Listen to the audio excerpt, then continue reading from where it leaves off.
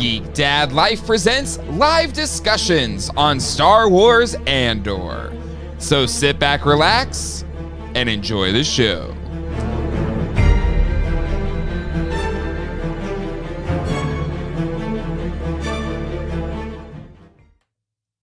Hello, everybody, and welcome to live discussions on Andor. My name is Jay, and with me to talk about this epic journey are my good friends Matt and Ralph. Matt and Ralph, how you doing? I'm doing well. All right. Good to be here. Glad to be here. Gentlemen, kind of I don't want to say a calm episode, but it was a lot of pieces and parts that were kind of being put together to kind of set the stage for the finale. But thoughts on just our initial takes here on this episode. Daughters of Ferrix. Matt, you go. Sure. Old school Lost kind of vibes with the penultimate, moving all of the pieces in place, but with a couple key reveals or a couple cool things thrown in there to get the fans kind of like hanging strong. Yeah, agreed. So. Ralph, how about you? It was good. It was good. I didn't have I mean, I don't know, you know me and things that are cool. We get our first, I would say kind of technically our first space battle. Yeah. 11 episodes. Man. Finally. A dog. The eye had some sort of stuff, but they weren't shooting back. Yeah, it was kind TIE of fighters. They were all in dodging. it. Yeah. But no, I mean, come on, man. This show is awesome. And I think at this point, I'm like, okay, they made it through 11 episodes without a slip up, and they only have one more episode to stick this landing. And so far, so good. And so hopefully next week we're good. And I feel like this episode didn't offend anything. It let us know where everybody is as far as their mindset goes. Mm-hmm. Yeah, I like the table setters. The table setter of episode with also cool things like the dogfight. It almost is similar to episode 7 in the fact that episode 7 was kind of like that transition episode from one story arc to the next. Yeah, and this one is definitely like that. Like, okay, all of we're putting all of these people and even that phone call that we get to Cyril to let Cyril know like what's up, and still love his mom. His mom is probably the most. I say his mother died, sir. That was really anyway, sorry. We'll dig into all of it. Let's say hello to the chat. We got Toy Gigasaurus here, Sarah, Kelly, Nelson, A, Lucha, Johnny, and Studio Henge, where it's lunchtime where he is at. Does that mean he's It's my sister. Studio Henge is your sister? No, Sarah Kelly. I know, just kidding. Oh, okay. But loving Andor so far. Writing is top notch. Really enjoying the Skarsgård stuff the most. So, Skarsgård stuff is incredible. Michael Traverso is here. What up, y'all? Hello, Michael. One of the new producers on Geek Dad Life, producer level on the Patreon, added some new levels this past week. Check them out, including the Patron Plus level, where we'll do a monthly hangout sesh over Zoom. Should be a lot of fun. Oh, Japan. I'm getting rid of mine. What's that, Ralph? I'm getting rid of mine. What do you mean you're getting rid of yours? You guys on Toy Geeks with the Motu. I get one. Oh, you're still putting about the Willow thing? You talked about Willow for like a split second, and everyone's like, hey, let's do the graphs. I'd rather see graphs than Willow toys. Listen, that's what the audience was demanding. Okay, not this. Hey, I'm a paying member. Hey, but could I just say, like, this Willow show's coming out, and I can't wait. And I don't think I'm going to podcast about it. And so I'm kind of excited about that. If you want to do Screen Geeks, Willow, I was just I don't think in the morning. I don't think it handles drops. Matt, do we continue this Lucas? I guess it wasn't Lucasfilm show, but do we continue this geek show? It is a Lucasfilm show. It's a Lucasfilm show. So Matt, if you want in, are you trying to wrap me into another? I'm not. I know you low-key hate podcasting and stuff like that, but this is I was excited. I was excited because I didn't have to podcast about a show I'm excited for. Oh, good. I'm not going to do it. Again, okay. I was just cool. I was just going to text you when it drops every morning. Holy shit! Jay Andrew I did that last week. Sorry. Last week it was worthy. Yeah. Okay. Yeah. This is Big Glad Life 2. Home of After Dark. More graphs, less toys. Geek, seriously, geek line. And Matt, you don't watch the Toy Geek show that's on the GDL Prime, but one of our Prime, I like that. members, or members of the community, makes these awesome graphs to like show the trajectory of these crowdfund backer projects, so we can kind of like see how it's going and see if it's going to be successful or not. Yeah, if the S&P's but literally they talk the whole show. They talked the whole show about Motu, and Motu's been on everybody's mind because they've been doing Mo Tuesdays, and there's Eternia and Battle Cats, all this stuff. And there was one tiny bit of news in there about Willow, and I'm like, finally, Toy Geeks is speaking to me. And some guy's like, put up the graphs. It's like, come on. He's like, what are we going to talk about? And we went back and talked about him. Or did you already rage quit by that point? He did. I think I was busy unsubscribing from my Patreon. No, I'm still there. I'm still there. Oh my God. All right. I'm making fun, but seriously, that Willow show. Okay. What excited. about the other guest? Guest. If anybody needs a podcast guest for their Willow podcast, I will guest. What about that other Disney Plus Lucasfilm Grogu Studio Ghibli crossover, huh? Did you guys watch? You didn't watch that. You're scrunching your face. I kind of watched it. Is it because it was animated? You were just like, I'm out. No, it's not. I was, when they announced that they were doing a partnership, I'm like, oh man, I am ready for a movie. But it's not just like, that, it's going to be cool. It's going to be more, right? Like, but is it more of these shorts? That's just like a little taste. It's got to be a movie. Come on. All right, just throw some money. Let's get our for the show we're here to talk about, which is Andor Willow, season 1, episode 11, the daughter of Ferrix. I guess where should we start? Should we start with kind of following? What about that title? Huh? What about that title, Daughter of Ferrix? It's only brought up once in the entire episode. I think it's saying Marva is the daughter of Ferrix, right? And right, but they mentioned the daughters of Ferrix as though it's like an underground. Have we heard that before? I don't think so. I don't remember hearing either. Yeah, I felt like it was as like a low-key rebel cell of Ferrix, or something like that. For sure. That's what I thought of it as well. So I thought that was kind of interesting that there's this other level there, and clearly there was a lot of different people in Marva's house. So I don't know. I don't know if they're kind of. I feel like the Daughters of Ferrix is like the Red Hat Society. Just like those old ladies that get together or Daughters of the Revolution, do activities. That's what I. No, Red Hats. Okay, but I mean, it's in the Daughters of the Revolution. Okay, all right. It was mentioned in a previous episode. Bix says Marva was the president of the Daughters. Okay. Okay. So all right. There you go. Another person saying they love the graphs. So see, the graphs are big, Ralph. Okay. No, I understand it. I just think it's funny that like it's so there's so much Motu going on that the one thing like I join you guys every week because I like the show and I like supporting my friends. And finally, there was content specifically for me, and it got squashed so fast. The first toy went up, and you're like, I think this is Val Kilmer. Look at the graphs. It was funny. So anyway, it was really funny. What about Zion being added to a building? Is that a nod to people that keep trying to bury loved ones on Disneyland/World? Ralph, I mean, could be our former insider expert. Is that a thing that happens a lot? People tend to dispose of ashes.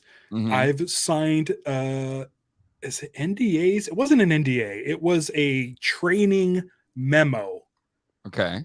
That properly told me how to dispose of ashes if we were to come across them. I never had to do it. But like if you were just walking in the park and you're like, did you sweep them up into the dust? Kind of.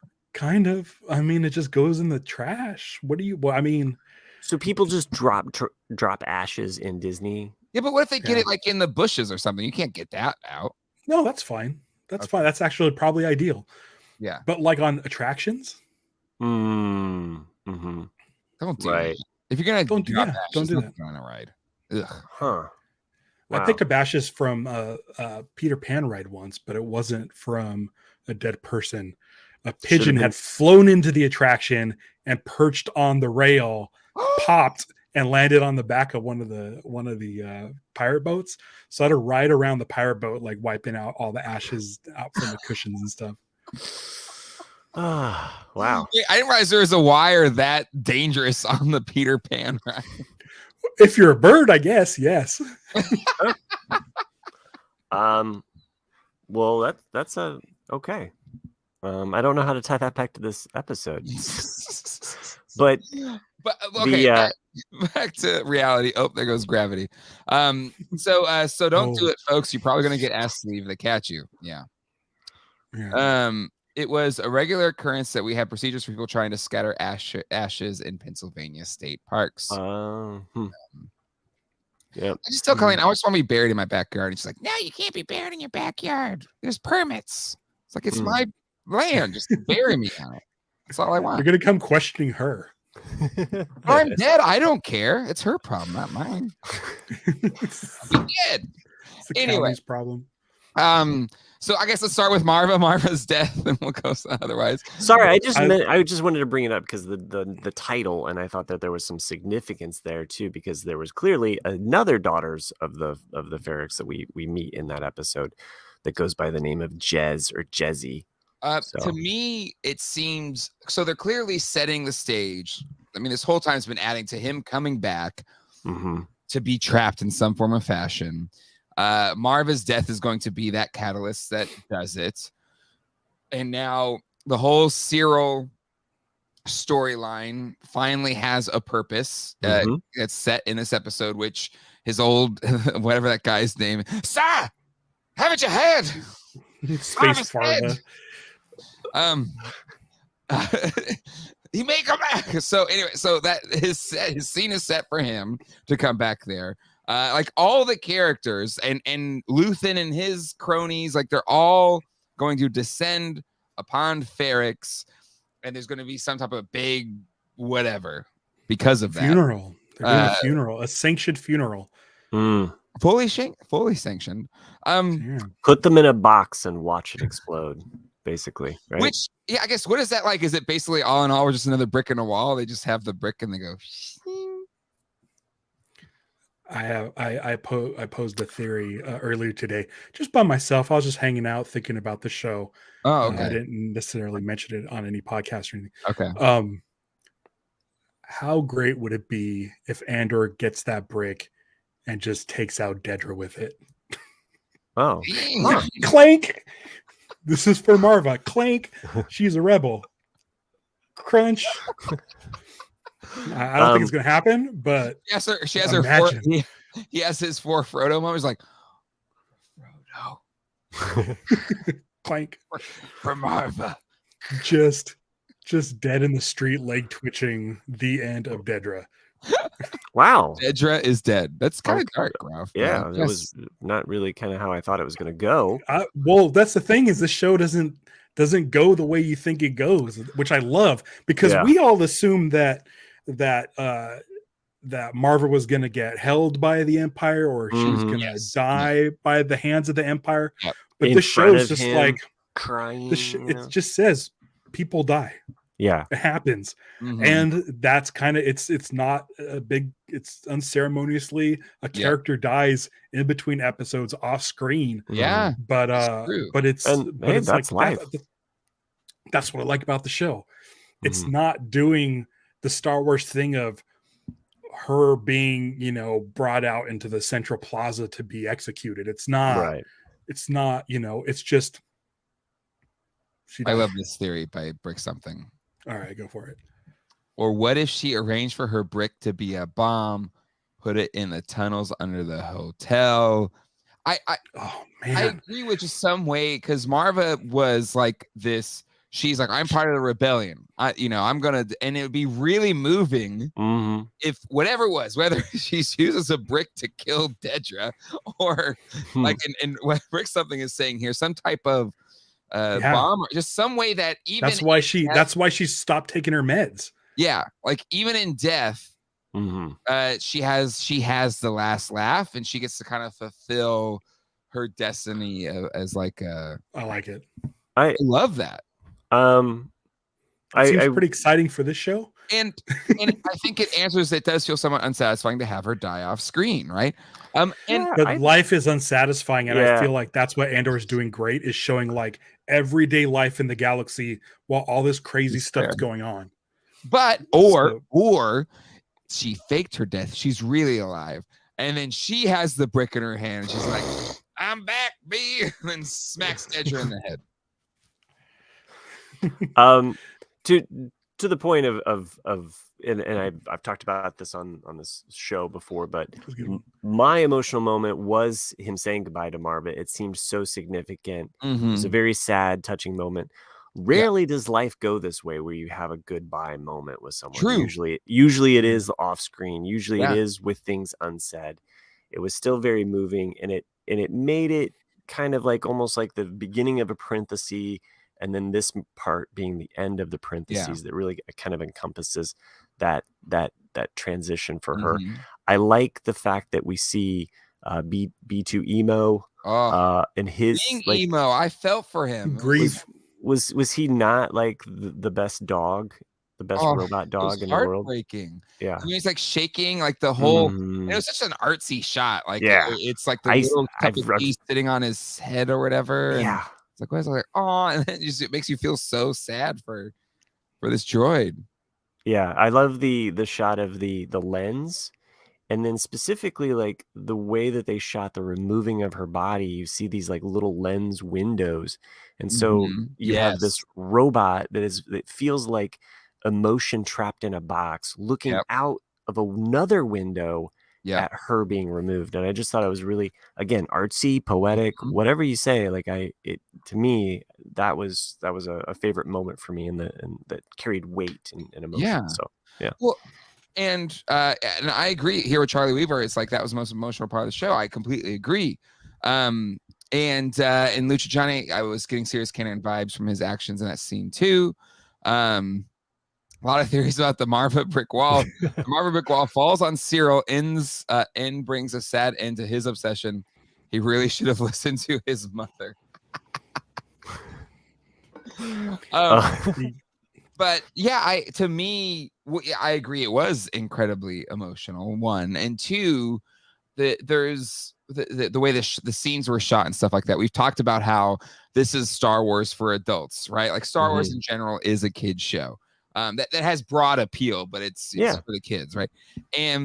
And I think the cinema photography, the shots, everything are very artsy and very advanced, which makes it really cool. And then the other thing that I love is the dialogue. I think the dialogue of this show breaks the Star Wars cheesy dialogue curse, where every like syllable is impactful and just has an edge to it. Like every time Luthen has any type of dialogue, I'm just like, keep talking. Go ahead and talk while Zach asked me something. Sure. We're supposed to just talk about Star Wars while this. I know we were having this emotional father-son reunion happening in front of us. I mean, anyway. No, where was that? Oh, but just the dialogue is just so rich. And these scenes and those shots. And I agree, Matt, like the way that the shape of the window and how when it kind of just matched, bees. Yeah, like it was really like cool. A reflection of the lens and being trapped in this box with all of this emotion rattling around, and just even that whole interaction where, doesn't want to leave the place, doesn't and for a droid to say, I don't want to be alone. Yeah, I just thought it was like the most existential like moment. Like it was just like really powerful. So absolutely, love that moment. So not to spend so much time on Marva, she's clearly not in this episode, but really lays the trap, sets the stage. Absolutely, it all hinges on. I think it's perfectly fine to bring that up because it really, even though she dies off screen, everything is being set up. And I do think there is some component to, in those first episodes, especially when the outfit arrived, the corporate outfit arrived, and they're dinging the metal and stuff like that. And like, I feel like the Daughters of Ferrix, this whole thing feels like an uprising waiting to happen, right? I thought the uprising would have been in full force in the first episode arc, but it didn't quite happen. Yeah. To me, it feels like Marva saying she's a part of whatever things were happening off screen is maybe setting up for this big uprising that, maybe saves Andor or helps, him escape if he does end up showing up there. But it's just, there was so little shown of Marva that I feel like that means that there's a trap being laid, not just for Andor, but for the Empire. Mm-hmm. Yeah, no, that's fair. So, who else and what else do we want to talk about? Well, I mean, let's talk about Andor and what's the guy that he's with? I forget. Melshi. Thank you. Melshi. Mm-hmm. Thoughts on climbing the cliff, starting the episode with them climbing that cliff with the grody nails, and bare feet, and just like my fingers can't do this anymore. And it was, but again, like just amazing dialogue. It was moving, and then how he used like the ship's gonna leave or they're leaving, and just like that was just again. Tell me, he's channeled the hope, right? Like rebellions are built on hope. Just like he just gave him the hope, and even those words like help him hang on, that much longer. It was beautiful. Literally coming back from a cliffhanger. It's like the opposite, right? It's like we start on a cliffhanger. So bravo.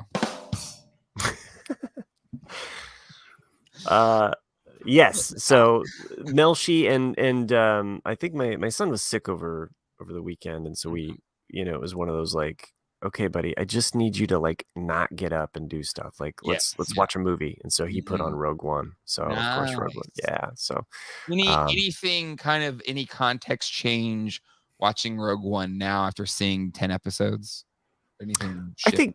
I mean, one of them was the character of Melshi. Like you're watching it and this person now, and you know that he has this history with Andor, and there's a depth there. Yeah. And I think also too, just the weight of like everything that Andor's been through is now cast on that character, and that final embrace with Jyn. My daughter's in her mind, I think she wants to rewrite so that they survive somehow. And I'm like, how would you do that? And she was like, well, they both have their kyber crystals on and it creates this force bubble around them. And I'm like, okay. Sounds good to me. Yeah. So sounds good to me. I'm wondering if Melshi is the one who joins up with the rebellion, and that's how Andor gets brought into that side of things, or if it's like a Biggs moment where Luke and Biggs reunite at Yavin Base. Yeah. We'll see some of that. That would, because I mean, the way that they leave things. I mean, he's giving him a gun at the end, gun and some credits. And some new threads. Those are pretty hip and happening threads. Hey, when you find your stash of cash. I love that he was, I don't know, gone for a year or something, and nobody checked like above the shower. It'll happen. But you know what though? Like I found it let's go. I think did you bring up like you're kind of like where are the aliens? Well, we got some aliens in this episode. I did not bring up the aliens, but maybe some in the chat maybe brought like where's the aliens? Mm-hmm. We had some alien action here, and I don't know. I thought it was a fun sequence of again just kind of that counter empire. Like, are these aliens of the Bard? They had this rhyming kind of context. Maybe so it's like Bardian speech. Ralph, what was your thoughts this morning on live action Star Wars? We didn't talk about them that much, but they were cool. They we didn't spend too much time. We were kind of running low on time when we got to it, but for the most part, I mean, we like it. Obviously, they were fun.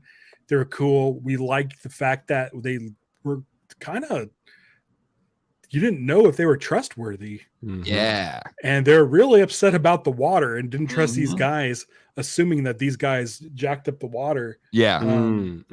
But then to see them realize not only were these guys not part of the Empire, but they were worth helping out.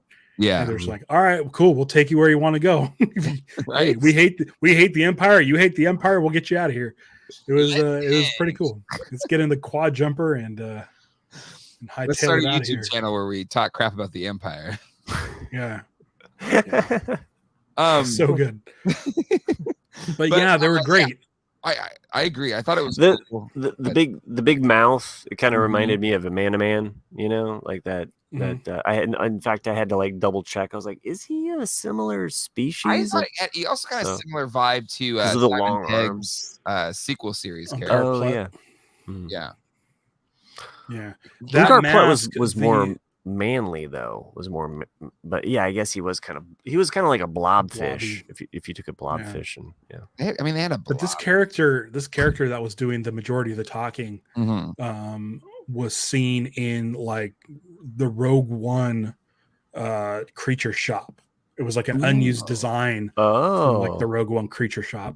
Nice. So that's kind of cool that got used. I don't know about the other guy with the knife for hands, but I like them both. I like their like crazy like silicone spider web machine. Yes. Yeah. It's kind of goopy and weird. It looked like a Ghostbusters toy, to be honest. Like, that vibe. And honestly, we kind of joked how Andor doesn't translate well to toys aside from B, but knife hand, man, that's like, if it was a vintage Star Wars toy, he would have been called Knife Hand. With the amount of with the minimum amount of Black Series stuff that gets released, like these two guys would be great. And then the Dr. Quad Arms or whatever his name was, like that would be great. There's like 3 really solid. I want a 2-pack with a web shooter kind of action. You know what I'm saying? You know, either you do them as a 2-pack with an action shooter, or you do one with an action shooter and one with a generic thing. Yeah, but I think that's the thing I like about it is that we don't get a big giant cantina scene where you're just like inundated with aliens. So that when an alien does come along, you really take notice and you immediately fall in love with them because you're like they're like not giving us, they're giving us breadcrumbs.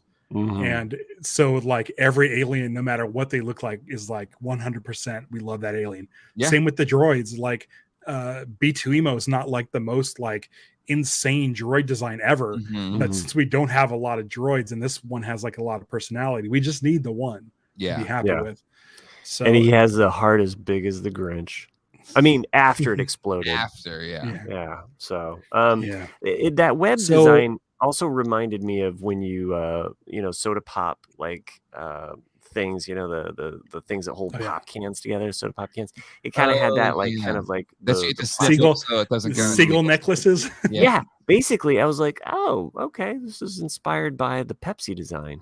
So like to show you how like I don't know impactful those things were when we were kids, where they show like a sea turtle with its around. It's like if we ever get those, and we don't really, most soda now is in like the cardboard boxes or whatever, but like if I do get those, I cut every single one of those dang loops. Every time. Those would show up in like activity books, right? Where they're showed in you'd have to draw the line through. Yeah. Again, it was those rings, quicksand. Those were the things that scared us the most as kids. Yeah. Right.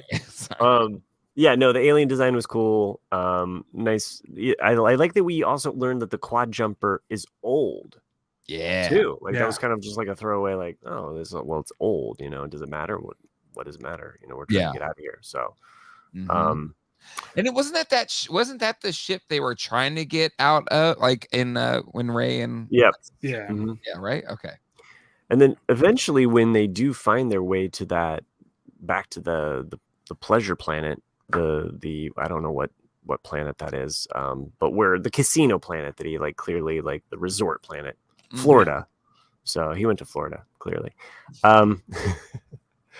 When they do get back there, the alien that's in the bed, again we get another alien, and that's the alien that they introduced in the sequel trilogy as well, with the noodly mouth, right? Yeah, I think it was Rise of Skywalker. They had the the celebration every 44 years. Yeah, that's right. I think that's the noodly. Oh, okay. Noodle mouth. That's a good I only movie. saw that movie once, so I don't remember. What? But I will say it was something to note of, like, nobody is hanging outside, right? At Right. that resort. Yeah.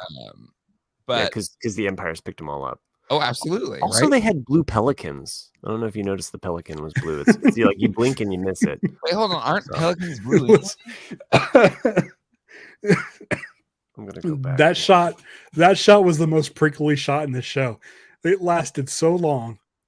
Really? The pelicans just they were just farting around with each other on the chairs for like a good, I don't know what, 10 seconds. The point was the pelicans. The point was to show, like, when you first see that thing, it's I know, full but of I like that Matt.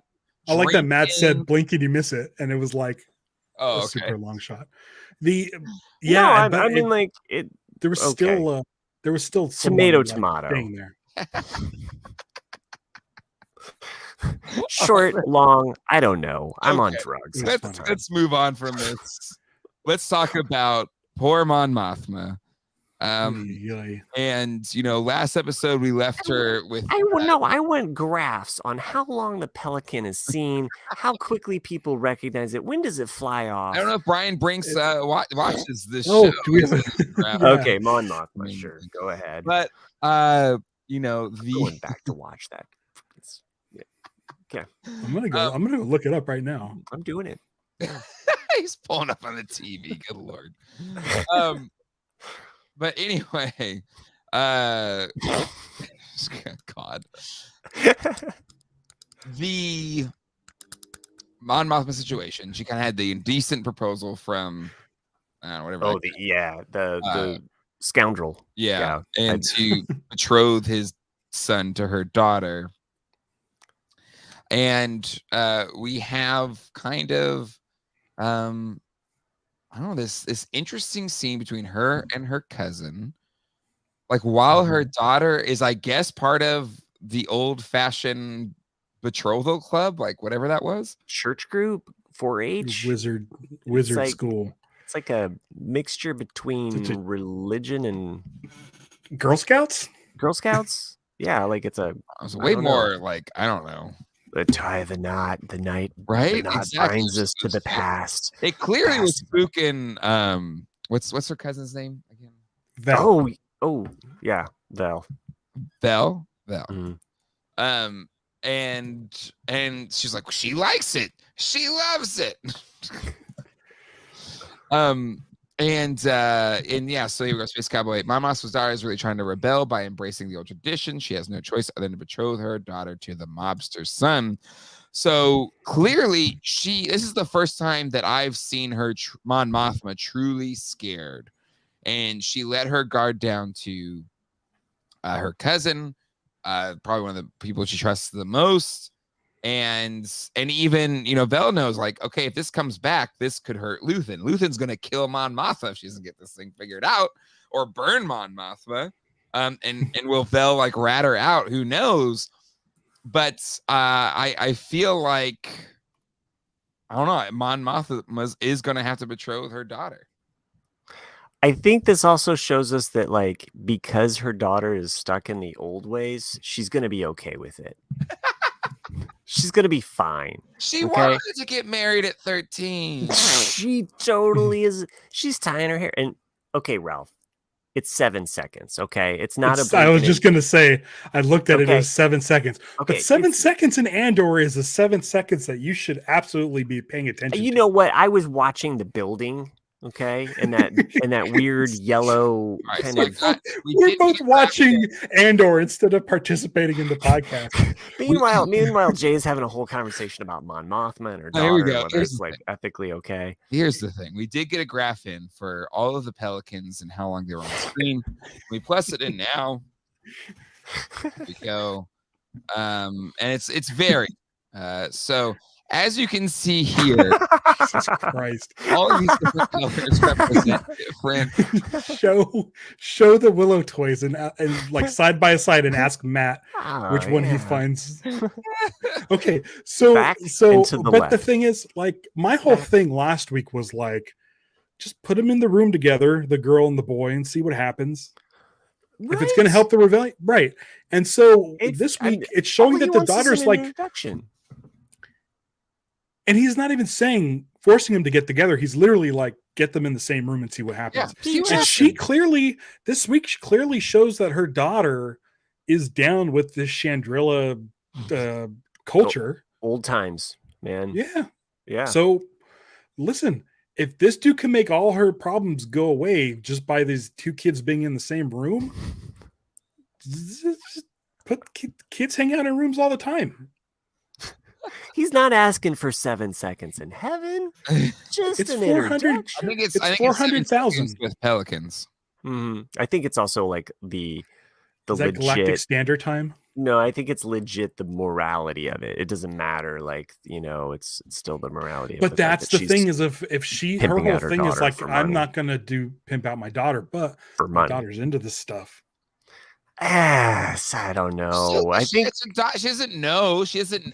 Like she's a. How about this? 13? No, 13. Like they're all idiots. Like all teenagers are idiots, right? How about this? We were all idiots as teenagers, and all other ones are idiots. So why? Right. Like it doesn't matter. Yeah. Here's the mother knows better because she knows. How about this? How about Mon Mothma just brings it up? Hey, this guy wants you to meet this kid. Make it let the daughter choose. But the daughter hates her mother.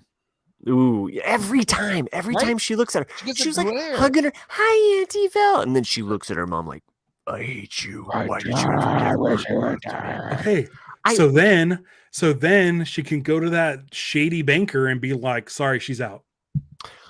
My daughter thinks that her daughter thinks that Mon Mothma's having an affair on her father. Like that is why her mom or her daughter's so mad at her. So I believe that. I think we brought that up at the dinner party. Okay. She's spending a lot of time with Tay. Yeah. A lot of time. Mm-hmm. And the daughter noticed and the husband noticed. So they're both thinking. The only person my wife has a free pass on is Tay Diggs. Okay. Other than that, no Tays should be talking to my wife. Why would be so, repressive? Are you a Chandrillian? Am I a Chandrillian? Oh, Joe, don't know. You are wearing like a blue sort of overcoat thing. By the way, he was wearing a very similar overcoat. Since we're on the topic of Mon Mothma, don't put it on me. Don't be like the RCAD. Okay.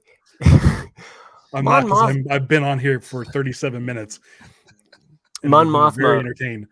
Has Mon Mothma, as she was talking to Vel, had said that she was taking out $100,000 every month from her family's trust. Yeah. Are we to assume there's 12 months? I mean, are there 44 months in Chandrilla? How much money does she have?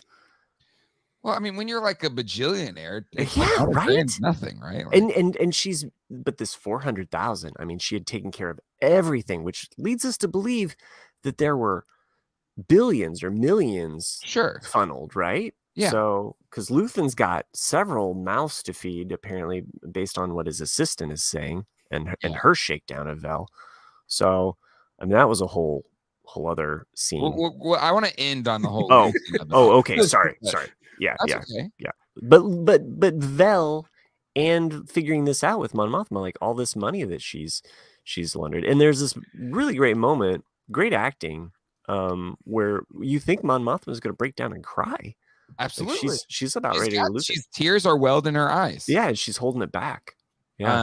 And like I don't know, it's again, I feel like she knows like what she has to do. And absolutely. And the thing is, I understand what Space Cowboy is saying here. Mon Mothma needs to take advantage of her daughter's spitefulness and let her choose to marry the boy. But again, I think it's a matter of she's a teenager, she doesn't know. Like it doesn't matter. Like she thinks she knows what she doesn't know. I know my kids are going to hate me when they turn into teenagers. That's just what kids do.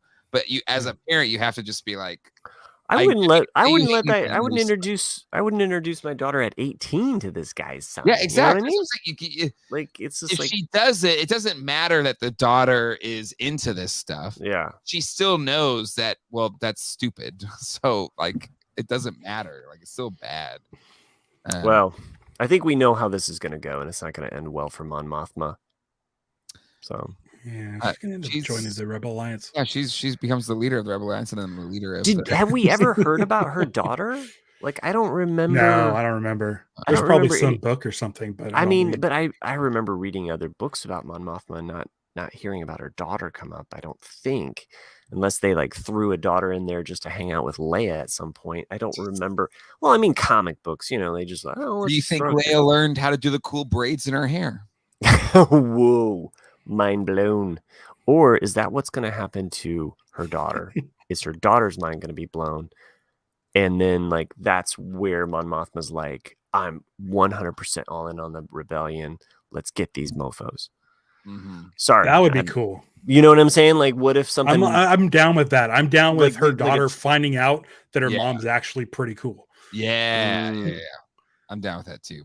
That's season 2. Yeah. And then her dad sucks and he gets tossed out that window. Or can she, like, it's the quintessence... Season 2, there'll be a bottle episode where they're like both stuck somewhere and they're like, I don't like you, ma'am. And then there's like some like I don't want they get Freaky Friday. No. They get Freaky Friday in Star Wars. Yeah. Like we had a heist movie, we had a prison break movie, and now we're gonna have a parent child swap. Ooh, what if it's like they both touch the kyber crystal at the same time? And they both make the wish, It's just like, I wish I was more like you, blah, blah, or whatever. And they switch bodies. Yeah. I like that. So, okay, Brick Something says she had kids in Legends and not in new canon till now. Okay. Till now. Yeah. All right, let's close on Luthen's crew. Yes. Kind of the Luthen of it all. So for starters, what's his assistant's name? Like the scene in the antique shop. Yeah, Clea, because it's not real Leia. It's not Leia. It's well, she works with Clay, so that makes sense. That checks. She seems like a character that would pop up in a Dr. Aphra comic because Dr. Aphra is an archaeologist slash, So I could see there being a crossover if Clea lives. So if Tony Gilroy gave a rip about comic books, well, I don't see what I like about this show too. By the way, just it's like it's not weaving too much in from other stuff. No, so but I mean, like the way that comic books and comic characters work, they always pull in side characters for like stories and stuff like that. So if you enjoy those kind of things, unlike Ralph, absolutely, there might be some future, comics out there that involve this. Hey, it's not called the Good Batch. I think it's a good take as well from Viper. What if the daughter already knows her mom is in the rebellion and is frosty towards her because she sees her as breaking tradition and being fake? Ooh, and that's what's great is we don't know. We don't. Yeah. It could be anything. It could be this. It could be some third other thing that. I don't know how that's possible. Either she knows or doesn't know, but it could be a free boat. Yeah. But I like that. I like that it's so unpredictable. Like we can probably toss around theories of what's going to happen, but the show it's not just subverting expectations. We're trying to tell a smarter story and you guys are all stuck in Star Wars land. And so, you think you know how it's going to go, but that's not the story we're telling. So it's just been kind of fun enjoying the ride and not knowing what's going to happen next. Agreed. There's a big moment in this episode. There is. So I don't want to talk about it. Brick Something. Actually, we might find out where there's a huge comic connection. Don't want to say it, but it's related to Luthen and his fancy weapons and engine on his ship. Jocasta knew. Oh yeah, no, I know what you're talking about. Brick Something. Well, let's put a pin in that. Let's get to what sets that up. Clea. Clea. It was kind of a small scene. It was. It was a bit of her throwing her weight around, but I guess the fact that we know like there's other cells which we had suspected, she kind of alludes to that. I think that's the biggest. But anytime Luthen has dialogue, I love it. I mean, the Skarsgårds are good actors. They're all great, and he's fantastic. And but again, and you have Forrest Whitaker, who is also a fantastic. Yes. And he had very little to do in Rogue One, so I love that he's getting to do more with this with Saw Gerrera in this series, and I hope he's in season 2 as well. But what a masterclass in acting and just setting up a scene where he tells him that he needs to burn this other rebel leader. And in doing so, it makes Saw paranoid, which is to prove his point on why he needs to burn the guy. Like, it was just... It's such good writing and the performances. And Krieger used to be a separatist. Who did Saw fight against in the Clone Wars? Fought against separatists. Yeah. So there's a nice like little subtext of like why he would also be maybe a little bit okay with the fact that this separate. I mean, obviously 30 men though. Plus Krieger. Plus Krieger. Yeah, I love that. Like it's like a little rhyme or a little couplet. Yes, but I like how little Sarsgaard had to say it. Luthen didn't have to say much to start getting in Saw's head. And Saw just speaking like, you have people everywhere. Do you have people in here? Are people watching me now? And he just calls out 2 tubes, and he's like, he's like, whoa. He's about to get shot. He knows. Yeah, that was good. Yeah. So it's a great sort of introduction, because if you don't watch the Clone Wars, which I do recommend you do, watch the Clone Wars and Rebels. An animated show. You know a lot more. You know a lot more about Saw Gerrera from those. If you only know the live action Star Wars, which is the name of a podcast that I do with my friend James. If you only watch live action Star Wars, you're like, who was 2 tubes under the bus? You're like, you don't really know much of who Saw Gerrera is, and this is a perfect sort of foreshadowing setup of his paranoia and why he's that guy in Rogue One, because this is still 5 years out from Rogue One, and so this paranoia that's been building up for 5 years turned him into that. Where he's like finding himself a Borg gullet to. Well, I mean, it also makes sense too, like why he turns on Jin so quickly. Read your mind. I mean, he turns on Jin so quickly in Rogue One, like that. Even when watching Rogue One, you're like, wait, you just got us to the person that we're supposed to meet, and why are you like turning on her? Why don't you trust her? This shows us that clock being wound. Oh yeah, but he's even in the clone, even young Saw Gerrera. Even because his sister dies. I'm trying to remember her death. Yeah, which is really the thing that makes him crazy. Like even then, he's a distrustful kind of anti-authority figure. But yeah, it just progresses and gets worse and worse and worse to the point of, and in Rogue One you see it's just like he's like, I'm done running. Like clear, like if I was him, I'd be like, I got no legs. I'm like half a robot. Yeah, when did that happen? Right? Yeah. Right. Exactly. I thought that in those scenes with him, even actually, I was like, I wonder when this is going to happen. They really showcased his like irregular arms. Well, and he had like that black armor, almost like a stormtrooper or a death trooper. He was like it's a very similar suit, but without the breathing mask. Yeah. Well, and he was always kind of like the Darth Vader of Rogue One on the rebellion side with the breathing and the mask and the suit keeping him alive. Yeah. So the blurring the lines between good and evil. Blurring the lines between that and Blue Velvet. So he has the gas mask. All right. Ew, brother. Okay, so Dennis Hopper. There's that scene. Yeah. And then he's leaving and he's having a conversation with Clea on the thing, and then the signal gets cut. Right. And I also love their conversation where it's about like a collector trying to get food, but it's about Marva. Oh, for sure. Wait, your mother name is Marva? I've thought about that too. That thought's crossed my mind. Wait, do we know Cyril's mother's name? No, we don't. We don't. Like if it's Cyril's there with like a knife on Andor's head, he's like, just tell Marva I love her. Wait, what? Your mother's name is Marva? Come on, Ralph. Nah. By the way, Cyril, can I just say that Cyril's mom is the most Floridian like Star Wars character we've ever had? Like she just feels like she stepped out of like someplace and like on a beach somewhere. Like I need to get back into the sun tanning bed, you know, and she's got the smoker's voice. Like a retiree.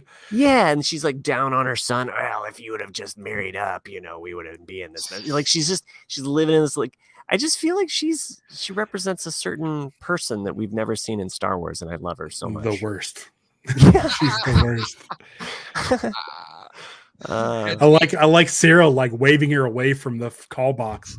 Yes, on the phone, Mom. It's a phone call. Mom, look at my friends. It's the guy that I play video games with. Ugh. I love because doesn't he call him still like Commander or whatever? Yeah, or something. And then the mother's like, ugh, okay. Yeah. You and your friends that you play war with. Yeah. This is your Call of Duty group? Jeez. Pretty much. Pretty. But the I wasn't gonna say. Okay. So the space battle, the whole sequence. Oh, we didn't mention the lightsaber when he was going to meet that's his sword thingy, that retractable his walking staff. Yeah, it looks like he picked it up off of a Wookiee that used to be a Jedi. I mean, the hilt of it has a bit of Luke Skywalker kind of. So. Ribbed for her pleasure. Yeah. Yes. Quote. Right. So he's leaving. He has this conversation with Clay. It gets interrupted. So clearly, cool ship. Cool ship. Cool ship. Really like this ship because it's cool. Like, okay. Let me just set what happened, and then we'll gush about it. Okay. So this Imperial ship with a lot of satellite dishes show up. I believe it was like one of the concept art that the guy that designed the ships came up with. Yes, Canton. And they even mention that.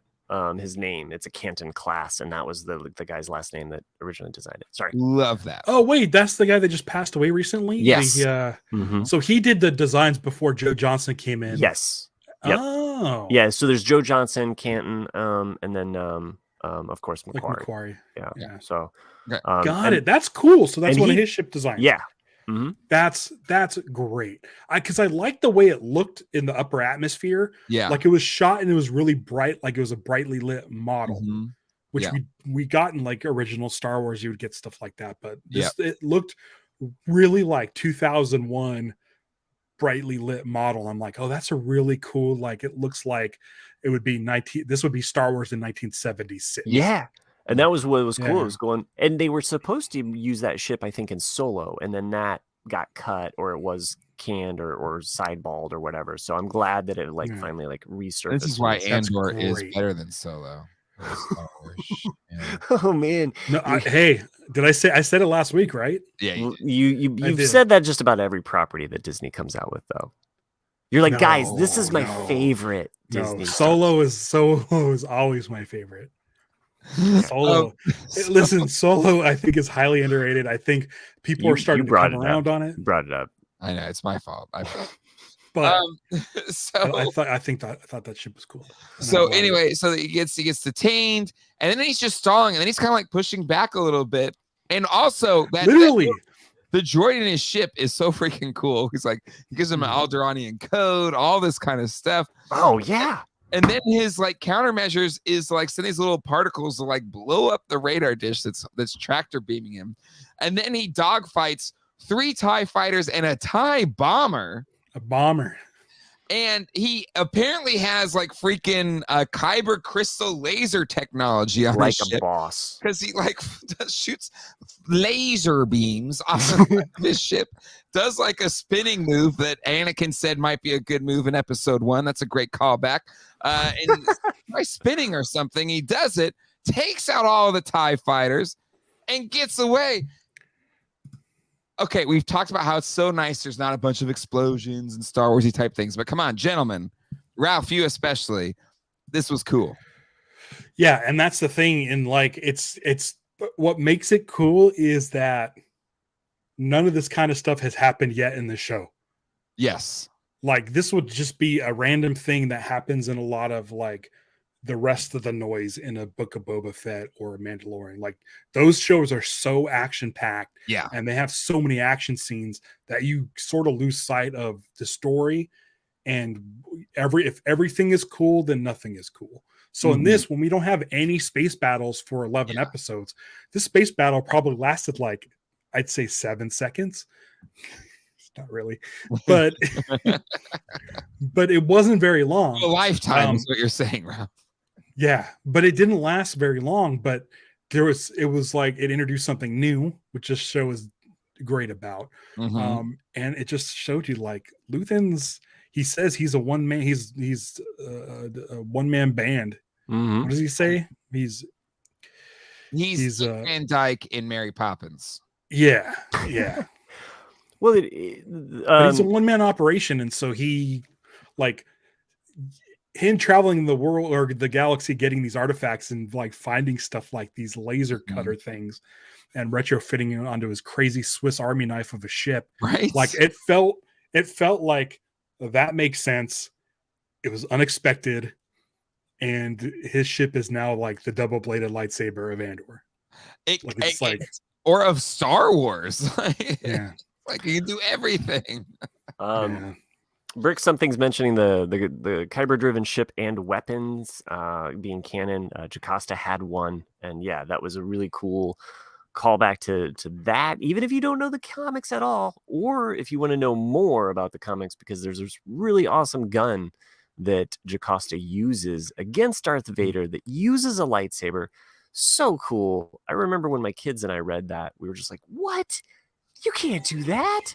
That's cool," and I always like that about Star Wars. Yeah. Whatever the medium is, if it's bringing an interesting, unique tool in a moment of crisis and it just appears, and it was kind of like a little bit of a setup there where you had the flak that was dropped, that like tore up the engine. Because in my head, I was like, "Oh, he's gonna have like some super booster that can boost out of the thing." I dumped a bunch of junk.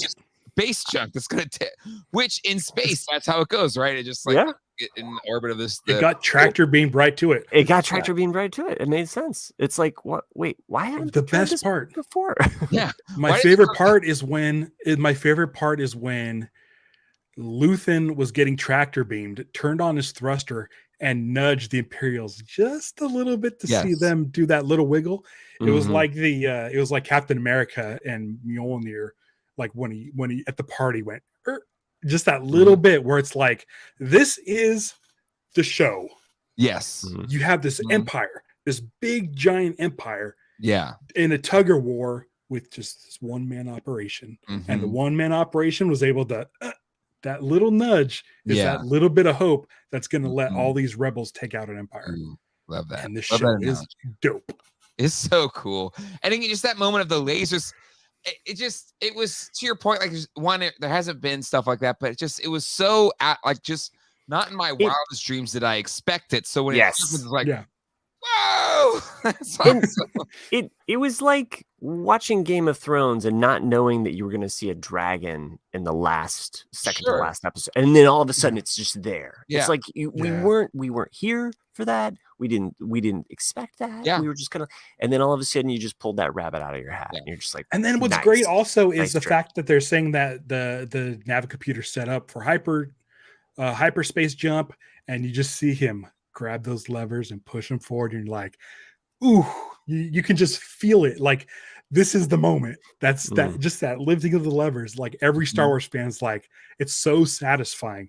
And it is only like 3 TIE fighters and a TIE bomber. And it's not even a Star Destroyer, but it's such a small ship. And he is just one man with the droid. And it's just like so satisfying. Like, screw those guys. Screw those guys. I mean, having been lucky enough to do Smuggler's Run and be in the seat to do this hyperdrive thing. Yeah. There's very few feelings in the world that are better than that. It was pretty cool. Disney did that right too. the amount of resistance that they put on weight. those, the weight that they put on the hyperspace things felt so perfect. And I was like, oh man. And this show could have just ended on this icing on top of like all of our ice cream or whatever, or dessert, whatever. It could have just ended with that sweet spot. But no, wait, I want to try icing on ice cream. It went to that like it might be really good. That's just ice cream cake. But go ahead.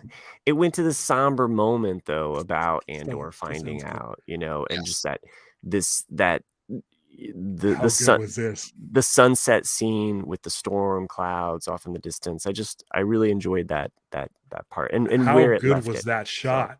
So, it was with the clouds, with the beam of light coming through the middle, like mirroring his death in the future in Rogue One. Like that's all it needed to be. Visually, it told us, like, we know Andor's going to be sad. But to put that shot in there of the horizon that was lit identically to that Scarif sunset, was nice. With the single beam coming through, like the Death Star beam, was like added so much more weight, because I was like, that's right. This is that guy who sacrifices everything for this cause. Yeah. And this is what sparks it. This is what's gonna, like, Marva said that rebellion follows him wherever he goes, and we've mentioned that he rebels during the prison break and the heist, and against the two, all the way back to the two police officers in that the brothel. But this is the moment where he finds out she's gone and he's looking out into the ocean, and so like Marva's that little nudge. Marva's that little nudge. But it also shows you, like, it ties it up with his end. Like, this is the beginning of, we're now getting into the Andor that we know from Rogue One. This is the beginning. And much like poetry, it rhymes, and it's going to be the end of his story as well. Much like poetry. Dude, so good. This show's so good. Anybody who doesn't like the show has to be a dumb idiot. Here's the thing, like, this show, while it's not as heavily watched as one of the bigs, I don't know anybody that watched the show past the first 3 episodes that isn't like, this is some of the best this is like the best Star Wars of the Disney era, at least the Disney Plus era. But what's great is they're now going to put it on ABC. Yes, it's going to broadcast on ABC, on Hulu, on FX, and Freeform. Yeah. So they're putting it out there for all the people. And I'm assuming that's because they need to start giving out it's just a little above average. They're giving out they're trying to get those Emmy nominations. They want Genevieve O'Reilly's during this episode with her on the couch was an amazing thing. Sarsgaard last week outside of the elevator. That's his. Man. And then Andor's, I'm going to say it, next week. Okay. Andor has to have something next week. Yeah. Okay. That would be his big Emmy speech. I think I'd rather die for something I believe in than something they want is a really good line. There's so many good Andor lines that Andy Serkis inspiring people. Andy Serkis for guest star. Andy Serkis. If Andy Serkis doesn't get at least a nom, like, but I think Disney's going for it. I think they're like, you know what? I think you realize it. Well, and they have. If they get Emmy nominations, it's going to bring the viewers in. People who aren't normally Star Wars fans, or maybe like Star Wars fans who kind of fell off the boat. But even on like Twitter, Colleen was like, "Wow, like people on Twitter, the cartoon, huh?" I'm confused by the Star Wars fans that fell off with the cartoon. That's just Ralph hating. Yeah. And not episode. It's not called The Great Batch. Space Cowboy says, I wouldn't say that Andor is a perfect show or the best Star Wars series, but it's really good, and my favorite is still Mandalorian. Well, I think Mandalorian has that right mix of new with fan service. Like it's the perfect slurry probably of that. It's more pure Star Wars. It's more action adventure. It also has more of that kid element. Yeah, I mean, yes, this is for adults. I do watch it with my kids who are a little bit older, though. I would not. My younger ones don't like it. Yeah, I would probably not be watching it because there is no nothing for them. Yeah, So you should show Jay. You should show your kids the that Luthen space battle. I was rewatching it with them before Colleen and Zach were gonna go out, and they had to leave right before that, because I was hoping to get to that, because I was like, this is gonna be the thing that gets them, and they had to leave, so we didn't get to that part. We actually we hadn't even finished the episode all the way through, and we were like, we got to rewind that. We just got to watch whatever that happened, because that's we're not getting to the end of this without rewinding this a couple seconds. I need to rewatch it. So okay, it is now the end of the episode. That means it's time for screen memes. Oh, I was getting ready to roll the. Kayla Silva usually sends these in, but she had a concert, so she slacked on the job today. The fake job is not a real job. The concert is so special. I don't know, what is the concert? She probably I got. Yeah. I was about ready to tell you. You could actually, xxx18.online. Is it ironic that I mentioned Kayla Silva's name and the sex robot? It was kind of weird. I'm not gonna lie. Kayla a sex bot? I just saying. Does not compute. We're never in the same room twice. It is weird. Yeah, she went to a concert. I went to a concert. Okay. So I don't have as many memes, but I did a couple memes. Okay. Ahead of this. This show's so much harder to meme than there's some memes. Some of the other ones. This one is more last week or the week before, but I know that we have some Lego lovers here, so I know Brick something. But this was good. Oh, this was so awesome. Good. That is so good. Man, I got to show that one to my kids. Yeah. Well, you also need to explain to everybody the listeners. Oh, it's just Lego instructions. There's 3-4 different instructions, about how to make the part that Andor is making in the guys. You can see it. Just go to the YouTube page and just watch us. It's only on the YouTube page. There's no podcast feed. Good stuff. Repeat until death. I love that instruction. That's the gives it a nice, and also infinite number of parts too, which has to be noted. Yes. So the infinity symbol. Here we go. Studio Henge. I'm going to listen to screen memes while I hang laundry. So if Matt is going to do audio descriptions this time, I'm here for it. Oh, okay. I'll keep doing it. Even though it's a video medium, they still listen to it. Apparently. So your work is not it's not in vain. Unappreciated. Okay. Nobody, not a single soul, Martha, in 2 days. And it's a picture of a brick. So clay brick. So I mean, they could probably just respectfully put the brick into a wall to show that the city has been built on the backs of many people. But also, it would be fun if it was used in some way. Or some sort of weapon. By the way, why is this also not a Lego thing too? Because I feel like there should be a Lego instruction for Marva as a Lego brick. Oh God! A Marva minifigure. It's just a red brick. Okay, I'm gonna do that as soon. I've got. There's people already listening to us that are memeing the crap out of this right now. Ralph's gonna have a shirt ready to go. Yes, do it. Marva, the Lego brick. liveactionstarwars.com store. Go to @liveactionsw on Twitter. By the way, Ralph, I still need because I have it for every single series now, but I need one for Andor in the Kenner logo. Good style. Dude. I don't like doing the Kenner logo. I love it though. It's so much fun. Okay, fine. You don't have to, but Ralph's like that musician that has a hit song and it's like, I don't want to play the hits. I want to play my new stuff. Just play Freebird. I'll buy 5. Come on, Ralph, just do the Kenner logo. I'll do it. Dude, I buy like 3. Today, the last 2 days, I helped a friend do a logo, but I also started working on a fairly big project today. And have been sending out a lot of emails. I can't talk about that project. Jay knows what it is. Matt may know what it is, but it's been totally stressful. It's totally stressful project that I'm working on. So it's gonna be great. You guys know as soon as it's announced. All I want is Ralph is just I want an invite to whatever ends up being, if there is a thing. Yeah, you will thing in a organized session. Orpheum.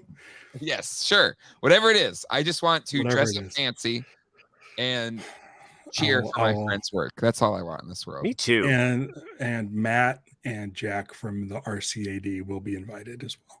Yes! Woo! You heard nobody else. And I'm gonna bring this. Okay. I'm so anxious to get on Twitter. Yeah, okay. It's only one more, so you're almost there, Ralph. You're almost there. Whoa!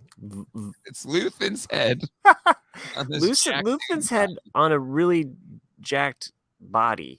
Poorly. It's kind of a joke.